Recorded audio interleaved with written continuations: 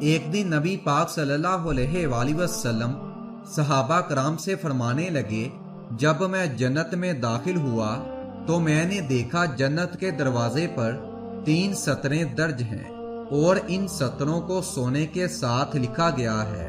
صحابہ کرام بڑے غور سے سننے لگے کہ وہ ایسی کون سی سطریں ہیں جن کو جنت کے دروازے پر لکھا گیا ہے۔ اللہ کے حبیب فرمانے لگے، پہلی سطر لا الہ الا اللہ محمد رسول اللہ ہے، اور دوسری سطریں یہ ہیں کہ جو ہم نے آگے بھیجا وہ پا لیا، اور جو ہم نے کھا لیا وہ کما لیا، اور جو پیچھے چھوڑ دیا وہ گوا دیا۔